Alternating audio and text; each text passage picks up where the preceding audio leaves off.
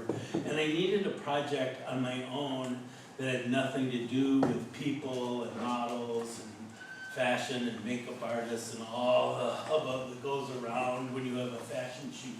So it was me and my 4x5 camera. It was a time when I didn't even own a car. I would ride my bike or walk everywhere.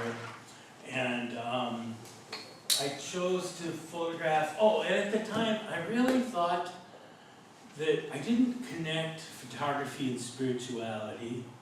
And for me, I did not grow up Christian or anything in any kind of organized religion, but I was always a very spiritual person, really drawn to Buddhism and Eastern mysticism.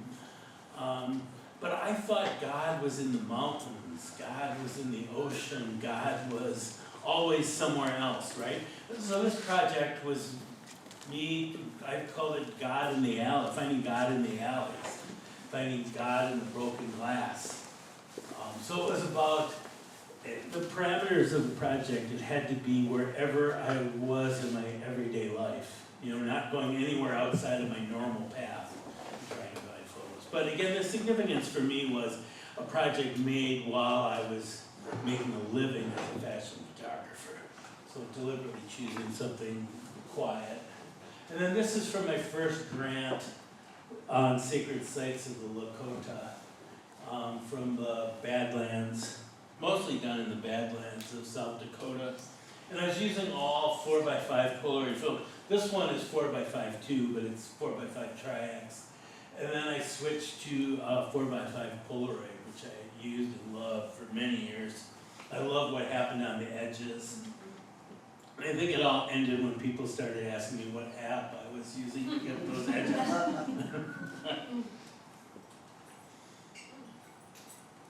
So I was lucky to have access to these places. This is prayer flags in a tree, some tobacco ties, those prayers. This is in the Black Hills.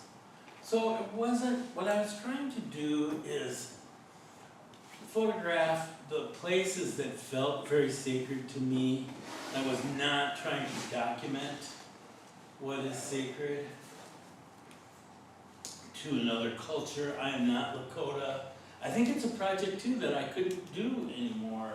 You know, not being Lakota, it would be very hard, but then it was okay, and it was even seen by, you know, I had many Lakota friends and people that helped me with it, and people didn't see that as a problem. But I think, again, today, that a project like that should be done by somebody that's Lakota.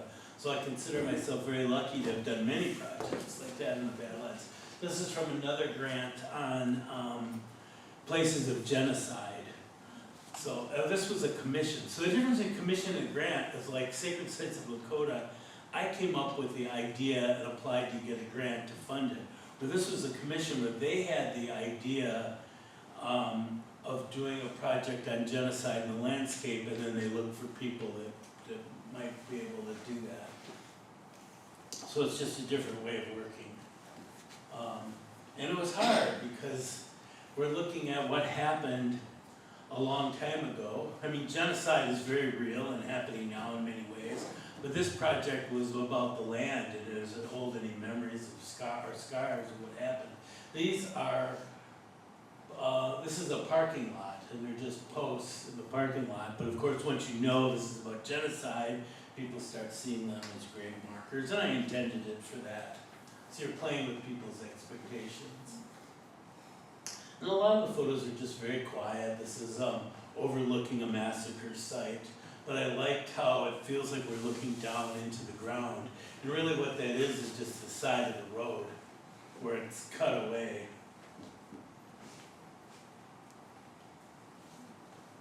This is a butte where supposedly there's a warrior stone still up on the top, and another massacre site, Box Butte. And here I'm just tilting the camera way over to just try to get that wonky feeling of what that land feels like and what that history is like there. This is a church where they knowingly gave away smallpox infected blankets to the native people there. So again, I'm using swings and tilts and things, trying to bring up that feeling of that something isn't quite right there. And this led to another grant on disappearing green space around the country.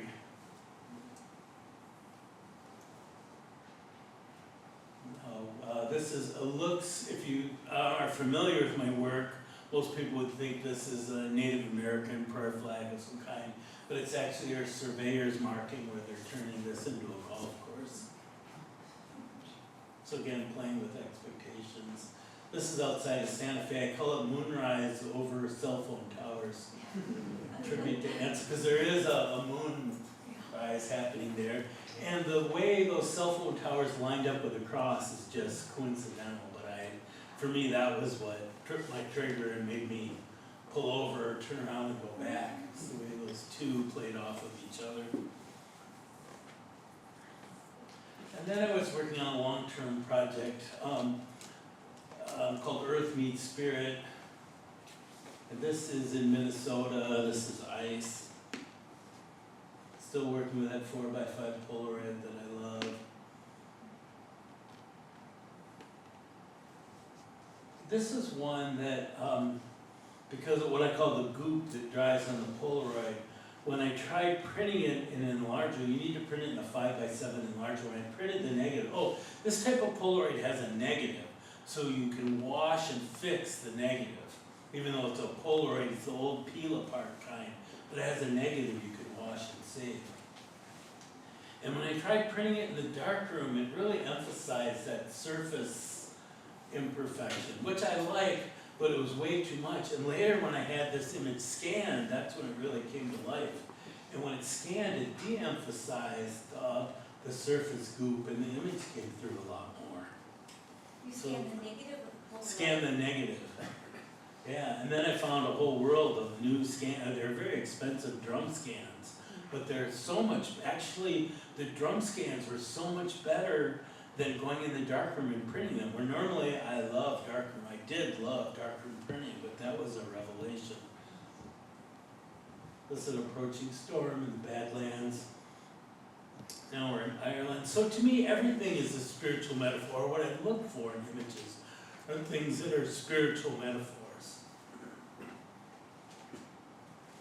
This is our cure stone, a rock that's supposed to heal you as you take it out and put it on whatever part of your body needs healing. This is Lake Michigan. What was significant to me about this image is I made it and I thought I needed a subject in there somewhere, you know, a rock or a sailboat or something, and it had nothing. So I put it away for probably 10 years or something, and I got it out later. I thought, wait a minute, I kind of like that. I had it scanned, and turned out I loved the print. And I've manipulated it some, but I like the fact that there's nothing in there, that it's empty.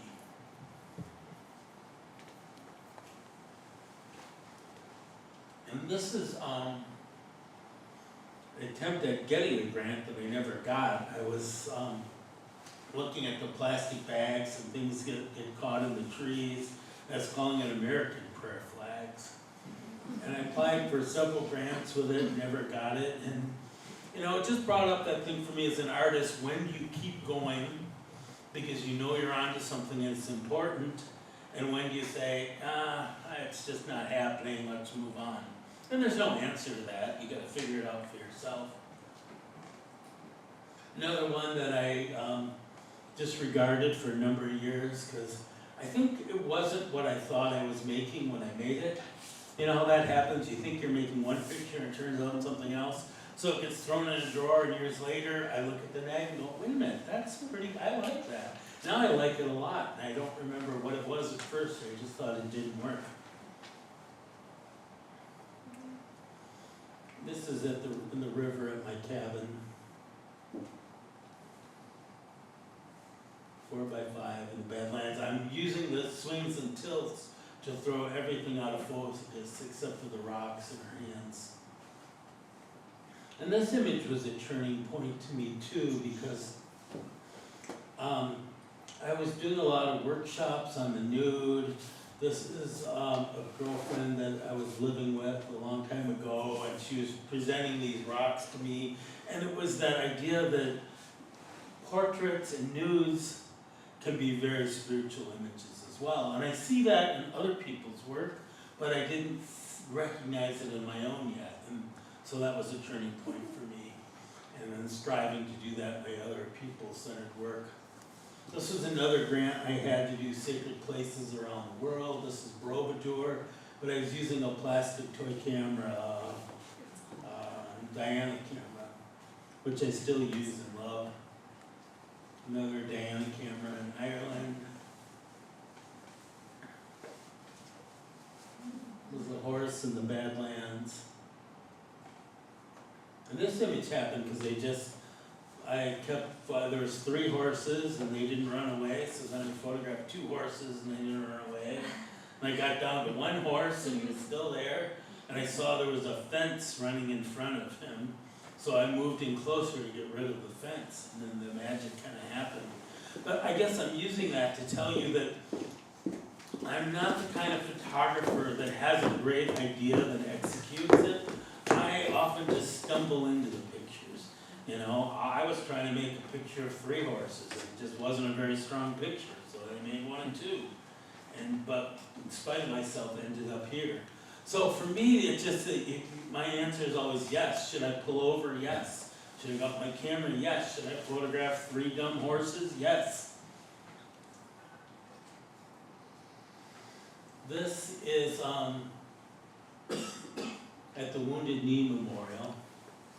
And I put the rock in the fence. I put the rock in there as a tribute. And then I went back and photographed it a little bit later, that same afternoon. But I know if you're a National Geographic photographer, you would never do that. If you're a news photographer. But I'm not a news photographer. I'm not a National Geographic photographer. As an artist, we get licensed to do whatever we want, right? So I felt like it was perfectly okay for me to put the heart rock in there. That was my tribute, and it's perfectly okay to photograph it. But you've got to make up your own mind on what's right and what your parameters are. This is the grave of Red Cloud, a great native warrior. And what I like about this image, I photographed it laying on the ground. You can see the out of focus ground in there. By looking up into that cemetery and having that blank space, the mystery of not knowing, we want to know what's on the other side of that gate, right? If you show people, if I stood up and showed you, it's just a very ordinary looking cemetery. So often giving people less information is more powerful than giving them more. This was, I went to Cuba before it was legal, and I rented a room from a family, and this was walking up the back steps to the room. And to me, this was a very spiritual image, that single light bulb illuminating the back stairwell. So again, it's a spiritual metaphors that I'm always looking for. This is on a road trip in Louisiana, and we had gotten a book as a guide to graves of freed slaves. And I was really fascinated by that, and driving around and photographing these different graves, as you find them out there still. It was on 9/11, everything. I was coming home from Hawaii and in Portland and everything. You know, no one had known what was going on yet. Everything was just so weird, and I like the way the light coming through the flag seems to have reversed it out. And then I do this a lot. I'll turn the camera so the flagpole was straight up and down. And I also took the lens hood of my Hasselblad and twisted it so it would create that kind of odd vignette.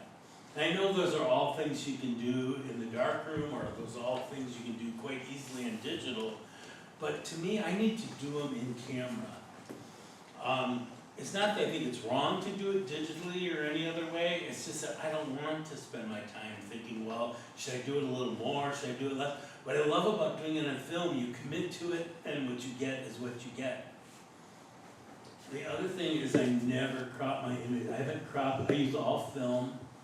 It's all just triacs. Like I mean, that's just my only film. I don't wanna have a bunch of different kind of films for different purposes, I get it, but I just know and love triacs. And I never ever crop my images. And it's not a moral thing, I think you should all crop your images however you want. But for me, it's the discipline, that if I know I'm not gonna crop the image later, I have to pay much more attention when I make the image. This is a shaman in Peru during a ceremony, another ceremony in Peru. This is a girl I met hiking on the Inca Trail. I just love her intensity. And I very much believe in connecting to your subject and trying to foster some kind of deep connection. But this is me going one way and her going the other, and I think sometimes we connect very quickly with another person. You don't always have to sit and be with them for an hour or 3 days or whatever to connect. Sometimes it happens in an instant, there's magic. In Peru. This is a shaman, he's throwing up cocoa leaves at the end of a ceremony. And I was just lucky enough to get that because I wanted to participate in the ceremony, so I pre-focused the camera, I set the aperture and shutter speed, you know, a Hasselblad, everything's manual. So I set it all up and set the camera down on the ground next to me. And when that happened, I just picked up the camera and clicked the shutter. Whereas if I would have had to even focus it, I wouldn't have gotten that.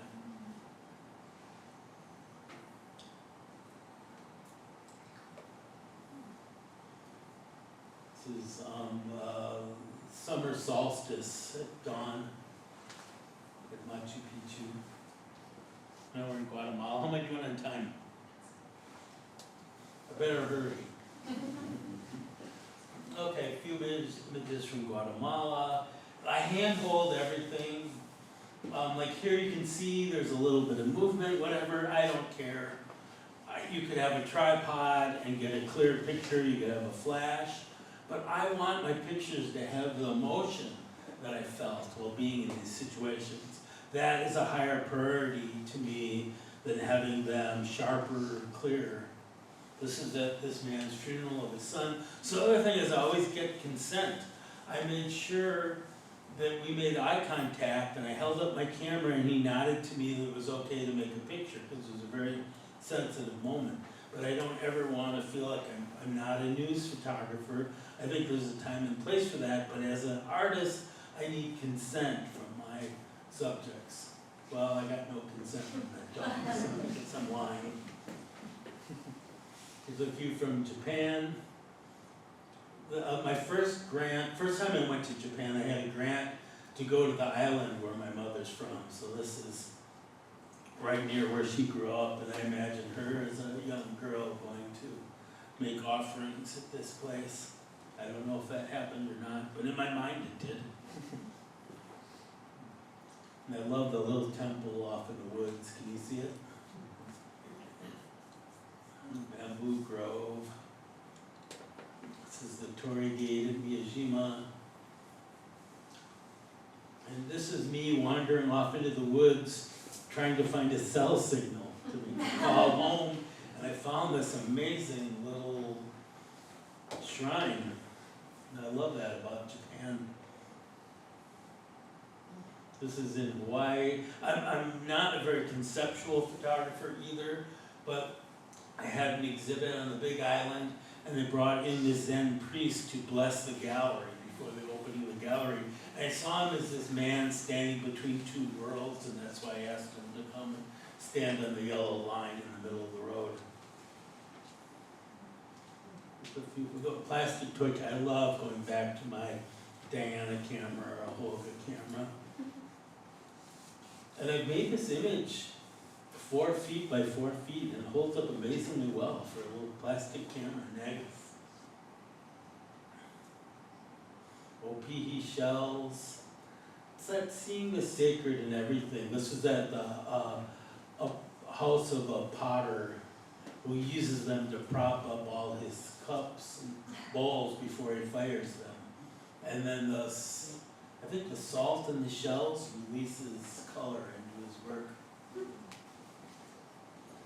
And a jar of lemons that was sitting out, I think they're lemons. I saw this as a deeply spiritual image. I can't tell you why, but it just so resonated with me, and I didn't know what they were or why they were there. But you just have to respond, right? This is in China. I love the little shrines you find along the way. This was hiking back in the mountains in China. This is another path to a temple in the mountains. This was in a Muslim village, in a mosque in China. So I didn't know there was Muslim villages in China. Really incredible. And I'm always fascinated with telephone poles and the symbol of the cross and how they're used in different places. This was a project on accidental ensos. So an enso is the Japanese circle, usually painted with a paintbrush, and it means everything and means nothing. And so I started photographing circles that I would find, not meant to be ensos, but seeing them as ensos. So I have a whole series on those. I just included a couple. Back to plastic toy camera, which I always return to. This was made here in Maine. Done a workshop. And I love doing portraits. Finding that spiritual connection, whatever that is, with people.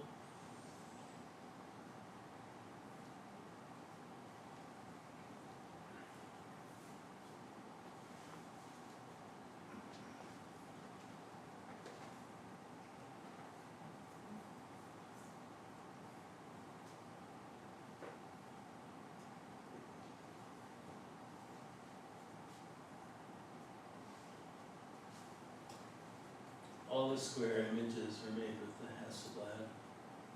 This turned out to be Adam and Eve. I didn't mean for it to be that way, but everyone sees it that way, and so do I now. But again, I didn't see that when I knew I was making something interesting. You never know if it's going to be good or not. But I love that people read more into it than they intended, and we're lucky when that happens. Another series on self-portraits. This is self-portrait is Enso. Self-portrait is Twig. Grasping self-portrait. And then I got more abstract. This was made in Norway, but it's self-portrait as Empty Boat. So obviously I'm not physically in that picture, but it was made consciously to be a self-portrait. Self-portrait is Moon over Badlands. So enough of that. Then I got, I really love my Hasselblad panoramic camera. I love working with panoramics. This is at dusk. This again is holding the camera by hand with a long exposure at dusk. And sometimes magic just happens. I like this better, I think, than I had. I got a perfectly clear shot of the horses. Norway. Embracing accidents is really important to me too. The people on the far right side I did not intend to have in the picture. Now I love that they're in the picture.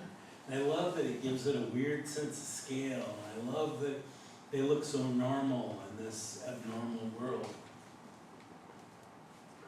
This is another mistake.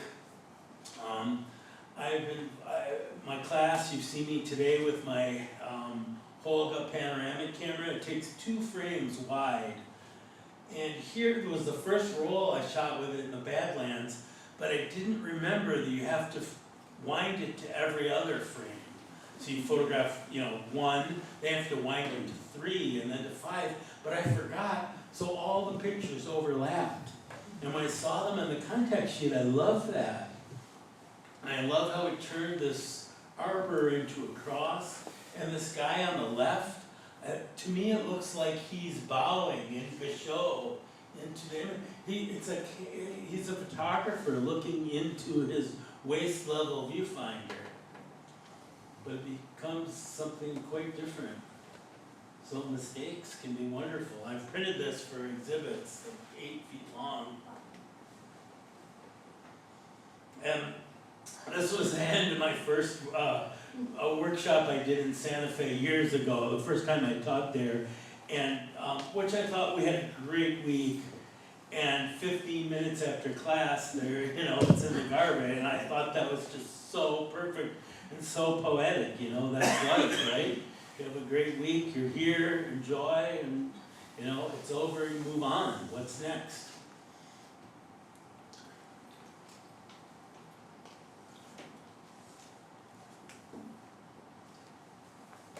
I did put 2 images, because these are all images from past years, so here's my 2 current images from my iPhone. This is my darling daughter, Juniper, who just turned 3 last week. All she wanted for her birthday was a balloon, and I just thought, that's so great, I'm going to enjoy that while it lasts.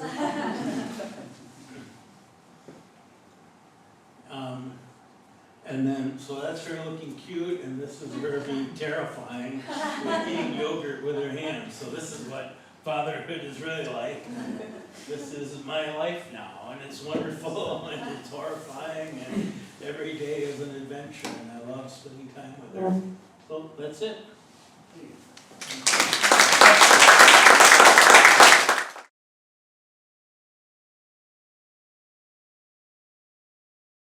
Thank you so much. It's great to be back. It's great to be in Rockport.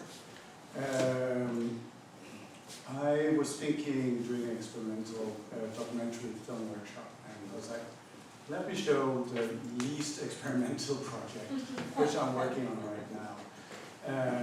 I thought this is an opportunity to sort of show something that's in process, which is what a lot of the students are doing here in the workshop, so I think let me be a role model as well around my work.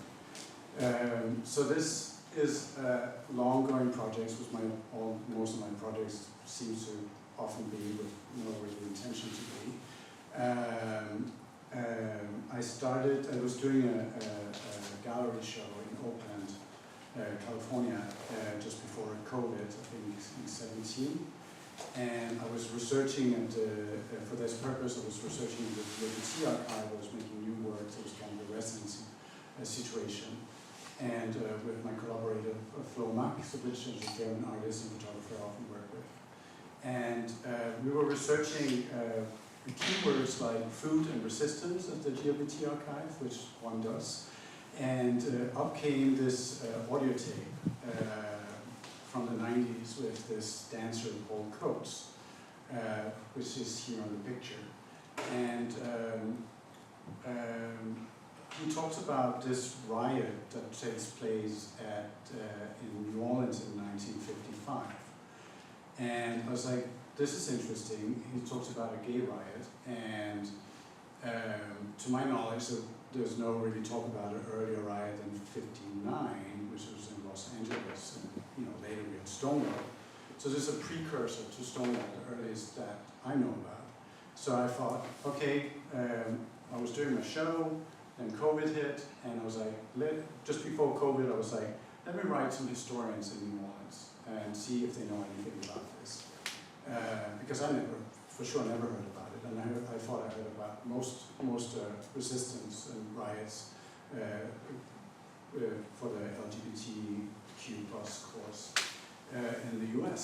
And so I contacted the LGBTQ historians that I could find, and I got a lot of response, and the response sort of went in the order of I done 150 interviews, I published 4 books or more, I never heard about it, I think this story was made up.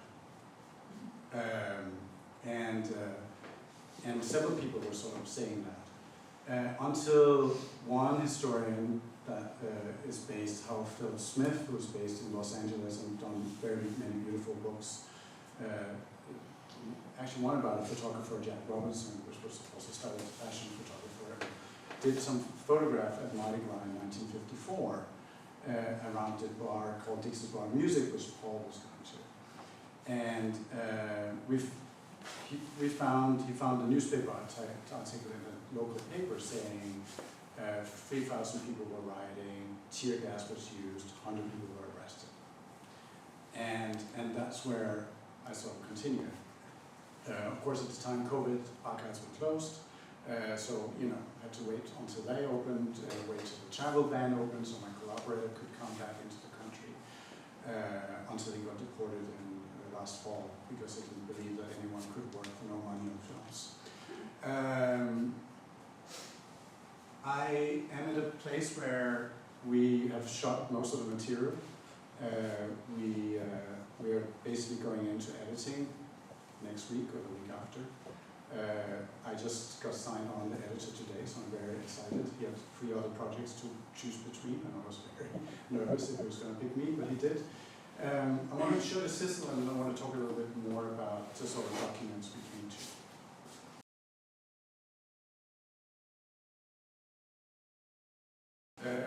So you might think that it's a fully archival documentary when you watch this, but it's actually not. It's more contemporary footage with people,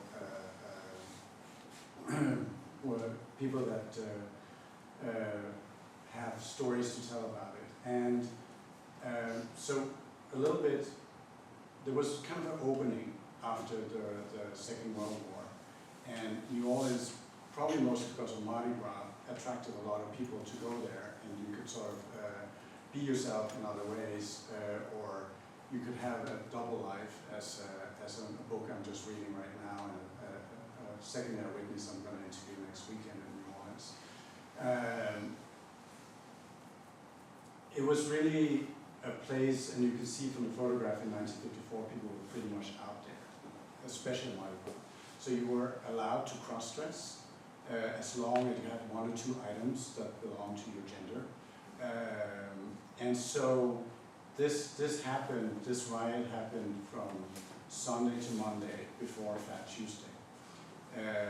And so it was really sort of just the days up till the ending of Mardi Gras. And a lot of people were in the streets, of course, and there was, have you been to Mardi Gras? There's a lot of drunk people, and especially around 1 a.m. So it's not like a Stonewall where you can say everyone was rioting for the same reason. So I found records that we found the police records of so there was 100 people arrested. Most of them got out of it, probably bribing the police to get out of it. But there was like 20-some names that would go into the papers, and of course at that time there was dreadful things because you probably would lose your job, or you would even lose your partner potentially.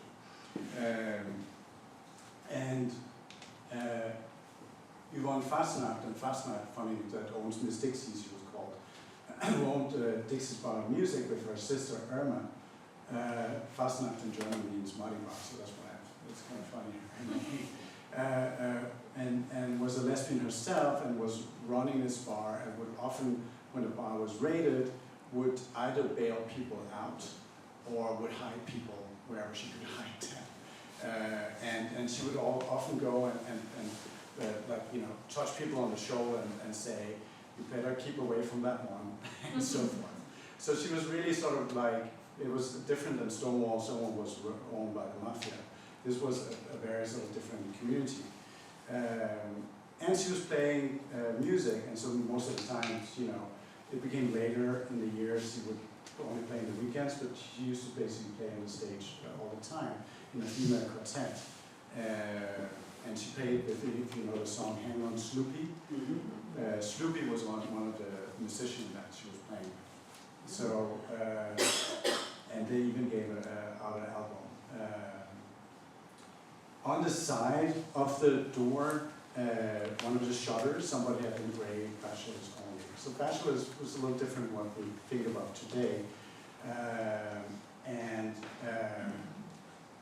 there's like I found this guidebook, this bachelor's guide to New Orleans from the 40s, and I sort of looked through them, and then I found out that most of them were actually gay bars, which is sort of like a secret language a little bit. So you could be bachelor for several reasons.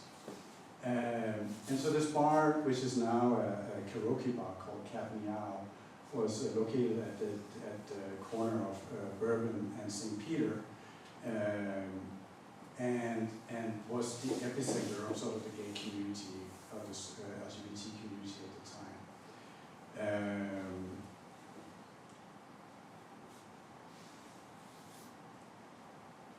So you've seen some of these pictures, and I just want to go further. So what some of the people were sort of saying, the historian was sort of didn't believe was that tear gas was used, and because at the time it was not really used for crowd control, and so it was very unusual that tear gas were used, and actually they had to call in for permission to use tear gas at the time. So this riot didn't actually started at Dixie's Bar Music. It started at a bar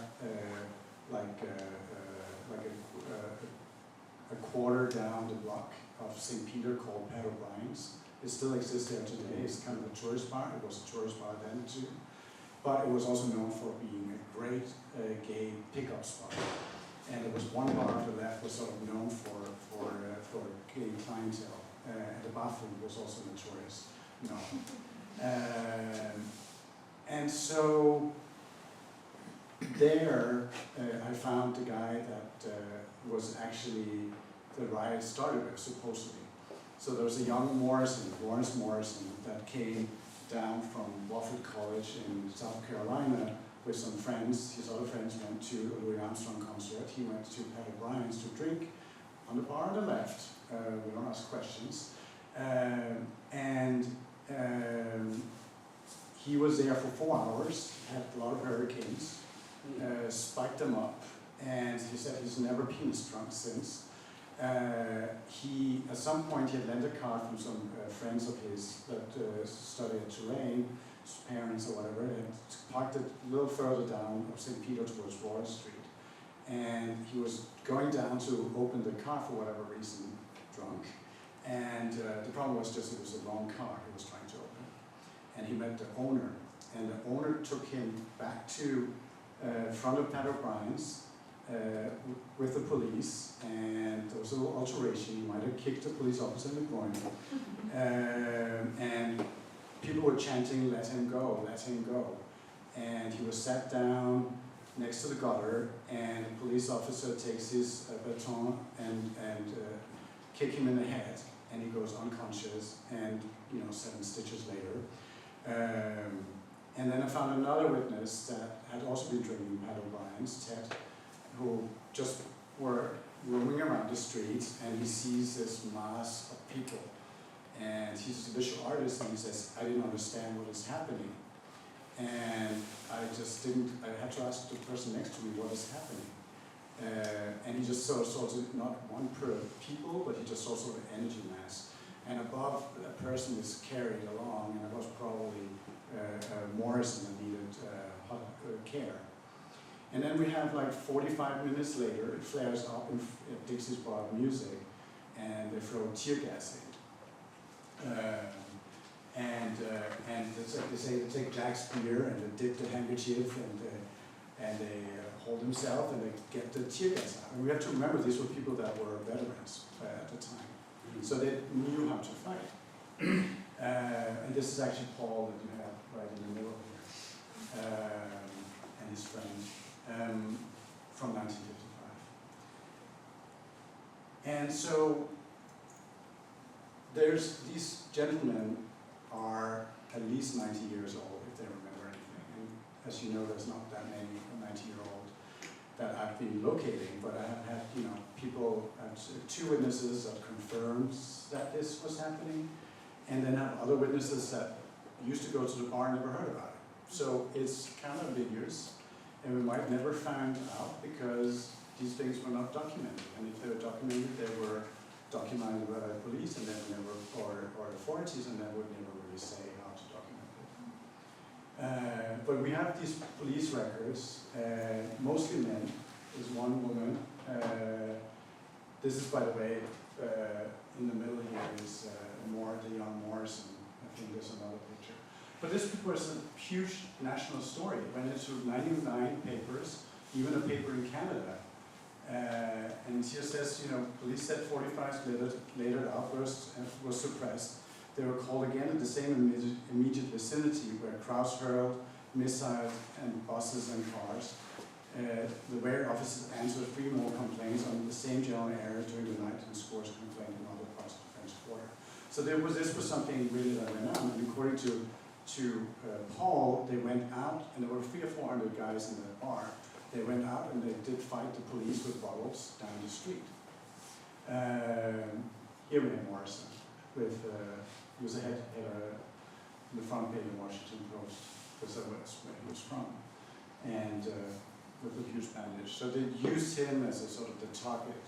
He couldn't leave New Orleans for 3 months until the trial went on and so forth.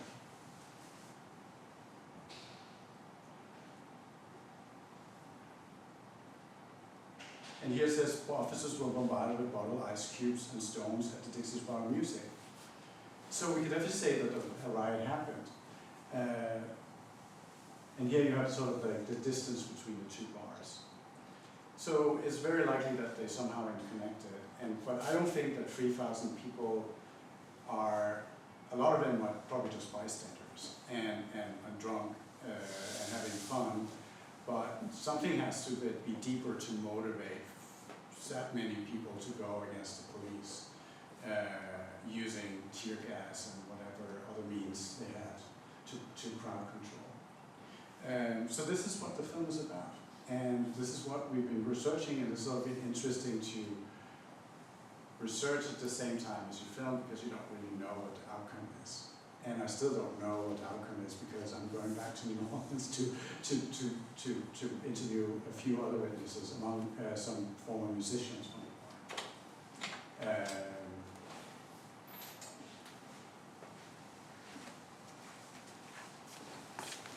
Yeah, so I think I'll just leave it there.